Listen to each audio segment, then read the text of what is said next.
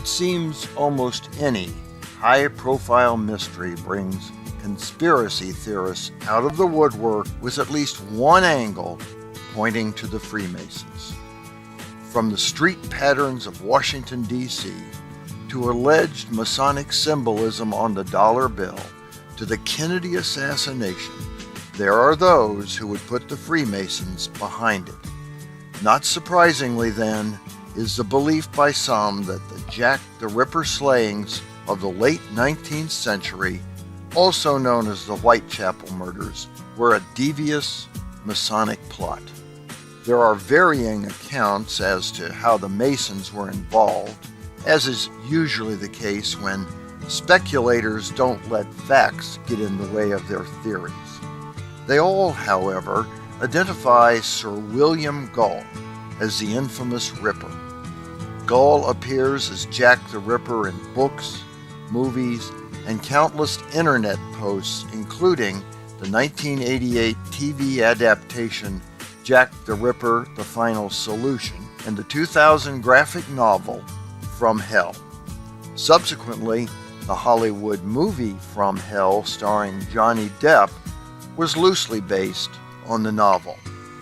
William Withy Gull was a respected physician credited with many significant contributions to medicine, including advancements in the diagnosis and treatment of Bright's disease, myxedema, and paraplegia. He also named the devastating eating disorder anorexia nervosa. He became personal physician to Queen Victoria and the royal family.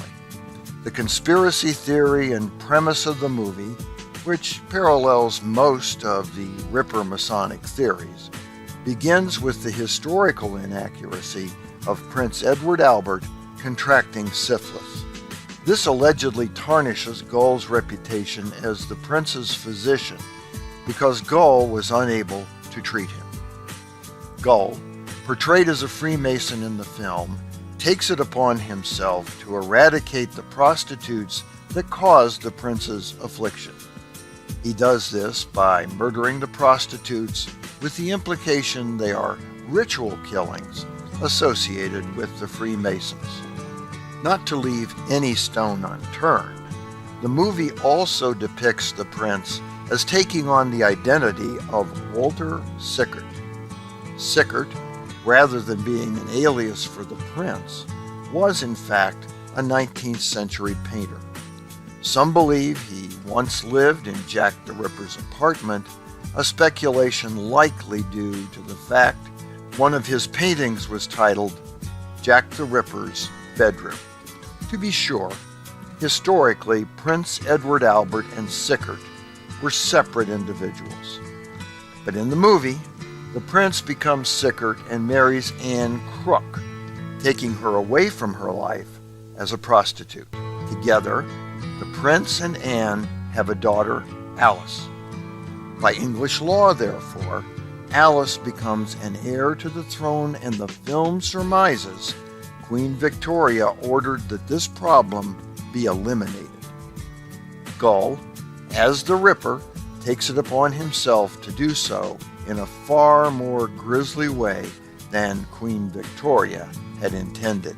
In the movie, Gull is portrayed by Ian Holm, who was, at the time of filming, 68 years old and in good health. His character is spry enough to carry out the brutal and physical murders. The 5 murders attributed to the Ripper happened between August and November 1888, when Gull was 72. The previous year, Dr. Gull's health began to decline. He suffered a series of strokes and a heart attack that, by the time of the murders, had rendered him unable to commit the crimes. The London Times reported Gull's first stroke paralyzed him, and he was never able to resume his practice. Dr. Gull died of a final stroke January 29, 1890. The final Whitechapel murder occurred after his death, although authorities did not conclusively attribute it to Jack the Ripper.